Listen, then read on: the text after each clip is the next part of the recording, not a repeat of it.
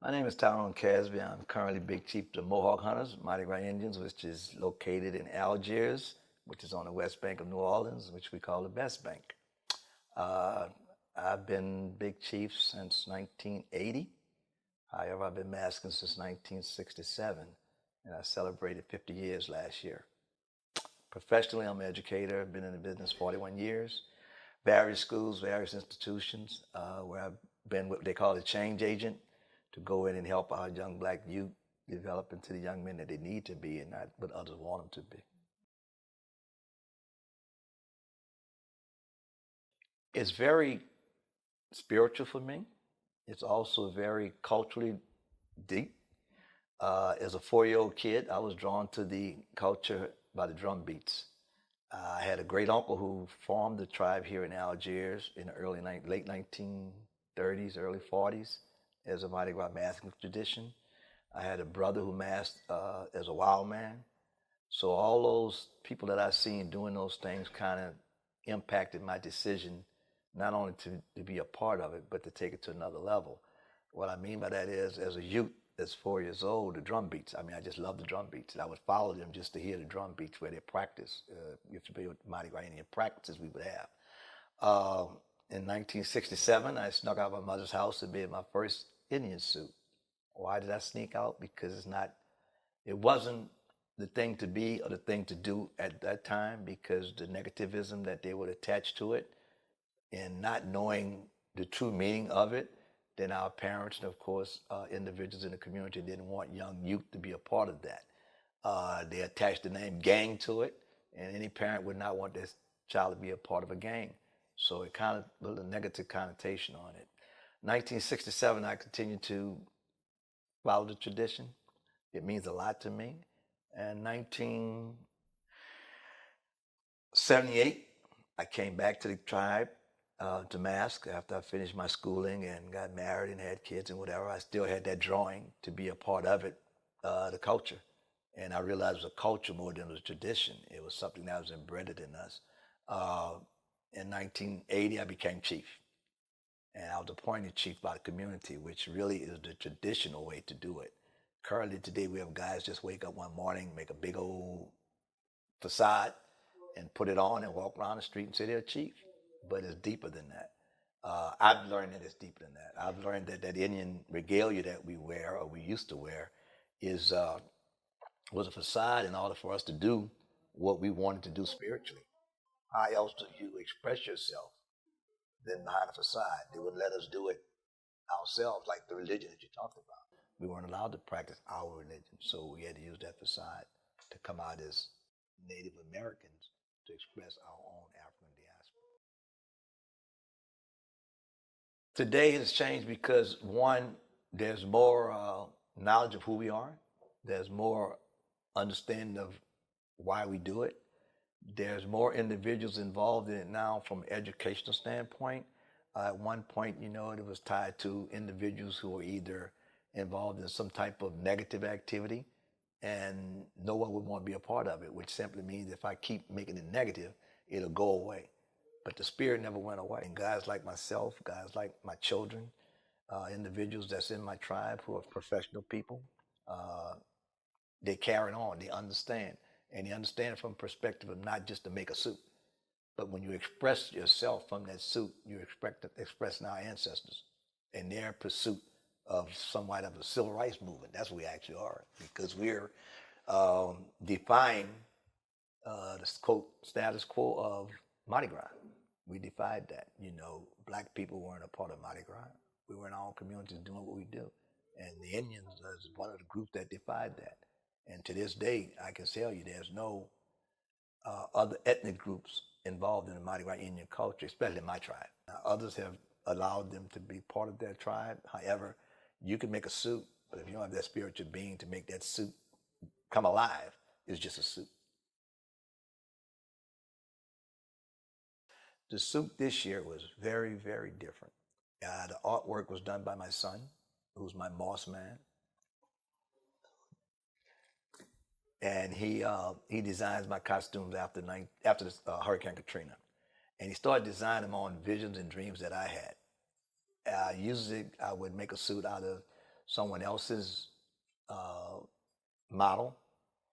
After Katrina, he actually began to design my costumes and designing them based upon my thoughts. In 2008, I was coming from Lafayette, Louisiana, and I was trying to decide what would I make my costume or what would I design this year. And it hit me, boom, you're gonna do white buffaloes. So I thought design, I gave it to him, he drew it up. I designed a white buffalo suit. I wore it that year. That same summer, I met a group from North Dakota, and that same year, White Buffalo was born in North Dakota. So there was a chief from North Dakota of the Dakota Indians who honor and worship the white buffalo. Couldn't believe that I had designed that particular suit because the white buffalo is something sacred in that area. And how did I get that vision? How did I get that thought? And that's again ties into the spirituality. I also designed my suits based upon some political issues or actions. In 2008, Barack Obama became president. I designed a costume called the Belly of the Beast. And in that suit, I had a black head coming out the belly of a dragon. And then as that head came out of that dragon, of course, based back on some religious teachings, I had the same black man standing on top of the world with wings, but he had dragon wings, and he was over the world. And at the top of my suit, which we call the headdress, I had the same black man who had came out of that whole process. Even though he was on top and in charge, there were still two dragons attacking him.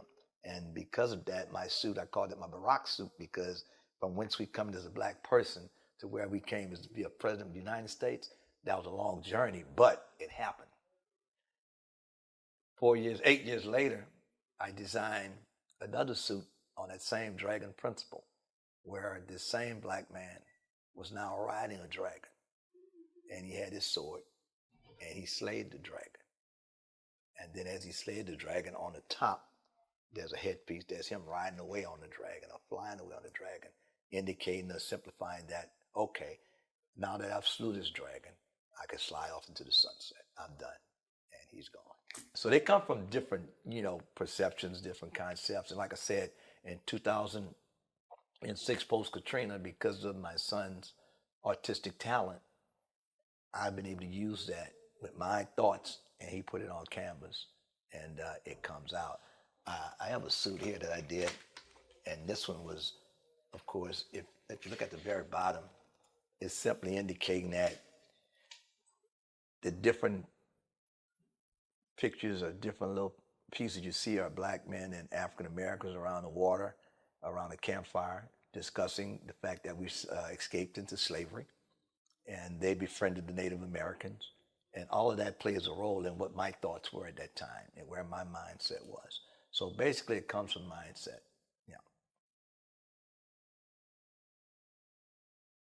The dragon concept came from when you talk about the beast. And when I say the belly of the beast, I'm speaking of white America, speaking of, the great political leaders who are, even though he was president of the United States, they still attacked his principles, which they're still doing today.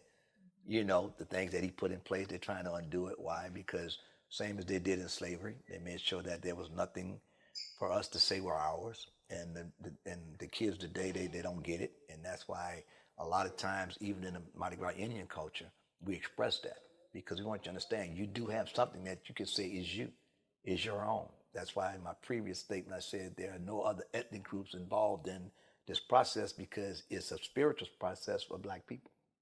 And we as black people got to accept that. And it's unfortunate that today more of the Caucasians accept us for what we do than anybody, our own people, because of the negativism that was put in our head, that we were nothing but thugs and bums and start fights and get drunk and all that type of activity. And the negativity that they tied to it made people shy away from it. And I'm just glad God blessed me to keep my spirit and do what I do. So now when someone say all they do is this, no, they're lawyers, I have a doctor, there's lawyers, there's professors, there are professional people involved in this. And they're not involved in it just to say, well, I'm an Indian. They're involved in it because the spirit touched them and say, you know what, express who you are and don't hide who you are because of your profession.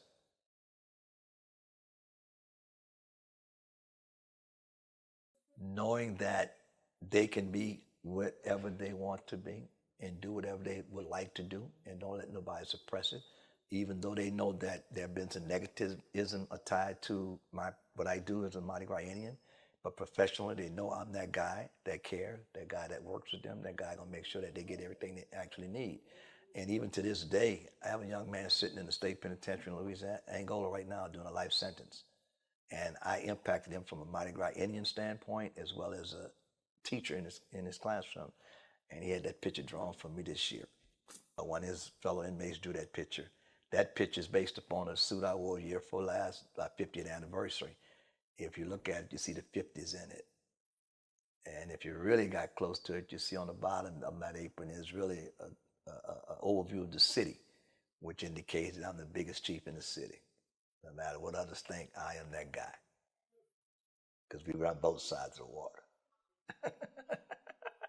How you gonna cross that water? You're gonna hear that CD come out in a little while. But yeah, this is big for me. This is good for me. And like I said, in 1980 when I became chief, I really brought it to the forefront, especially in my community, because I had befriended individuals on the East Bank, which now I belong to the New Orleans Mardi Gras Indian Council, which is a very big piece of New Orleans Mardi Gras Indian culture now. And I'm in the top echelon in that.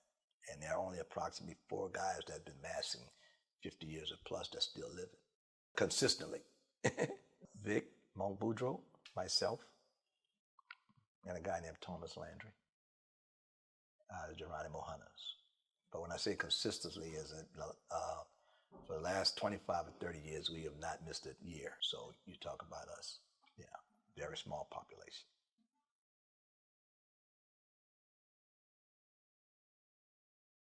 The fact that they know that I'm their chief and their principal, that when I walk in Walmart, they know the respect that I'm going to get, not only from being as an instructor, but being as a chief in the neighborhood. Someone who actually cares, somebody who actually takes care of them. One time I was known as official bail bondsman of Algiers, simply because I was just a phone call away from the local politicians. And not to brag about that, but to say that there were people in our community that was going to jail for menial things, and no one had the wherewithal to get them out. So they'll sit there for days and weeks just for some loitering and those type of activities. So I was just a phone call away. So folks know that if you need something done, if you wanted something done, call Mr. Casby, call Big Chief. And I did that. I've been, as you can tell on the wall, city council, just all over the place. But at the end of the day, I'm that beacon light for my community. And I'll say this, and I say this with great passion and respect. I had an uncle who, even as a young kid, told me, said, boy, I'm gonna make you a big N in this town. And to this day, I'm that big N. And it makes me feel good because he envisioned that I would be doing things to help others as he did. He kind of groomed me into that. He brought me into the political fold, and he used to always say, things gonna happen not only because of you, because of the grace of God at the end of the day. No matter what God you want to, honor or what have you, but there's someone bigger than you that's going to guide your steps. And I've learned to believe that. I've learned to know that more now as I get older because I can see it. And then as I started this journey from the perspective of being a classroom a substitute teacher to a principal to a director of schools, all the way to the point that from a little boy 4 years old listening to drum beats to the big chief of one of the biggest tribes in the city.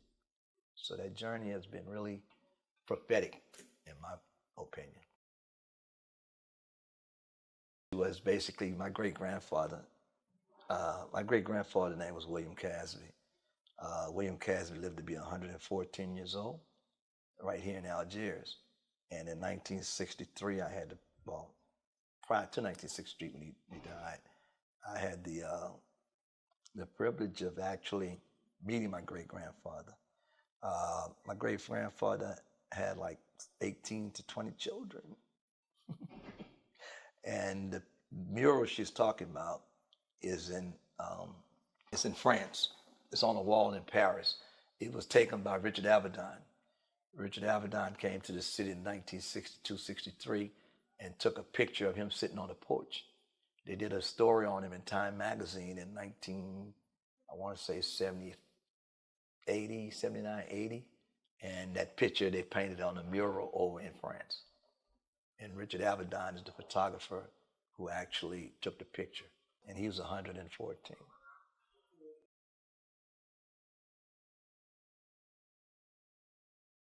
One of the most important things that to be told about this tradition is that some of our younger guys have to listen to their elders.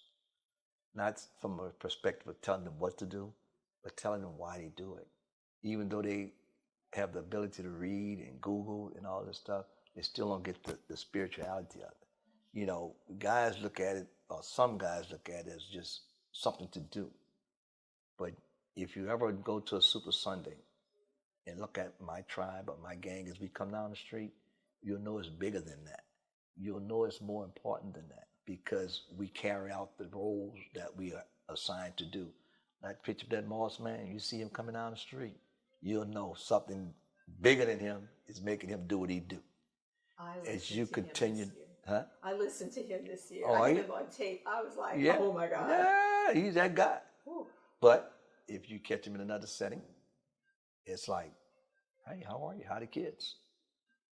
Besides, yeah, he's like channeling. You follow me? And the thing about it, that's the role that he plays. That's the role that was the wild man's role. To make sure that as you come up the street and you meet and greet, you put fear in somebody's heart.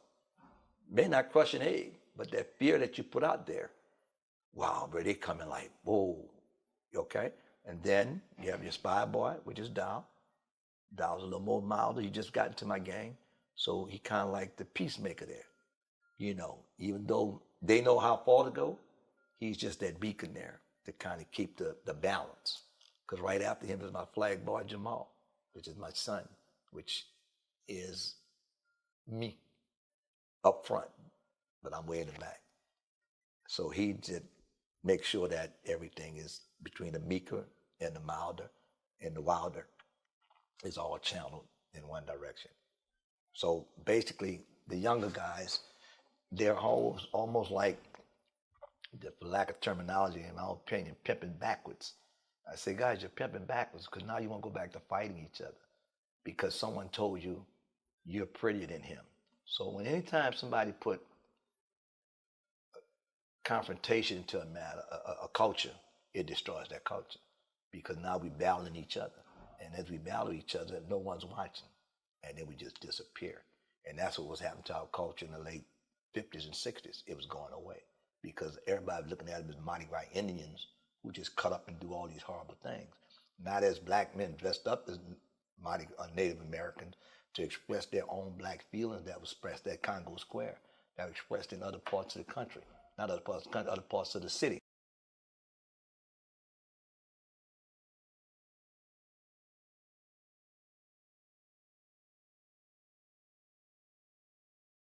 You know as well as I know, if you did any research, that this is the only place where this action takes place.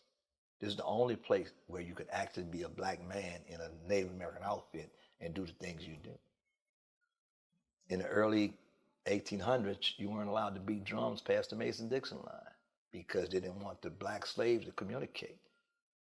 You know, so how do you do that? You don't let them beat drums. This is the only place because of during the French rule of Louisiana, they was a little subtle than the English and the Spanish rule. They allowed them to do things. They allowed them to go to Congo Square. They allowed some of them to be free men of color. You know, all these things took place. And it's so deep that I don't think researchers or anyone would get to the real of what we're trying to do simply because it was such a hidden culture. You know, like the Indian culture itself came out the back streets of your community. Now they're on the front page of every magazine across the world.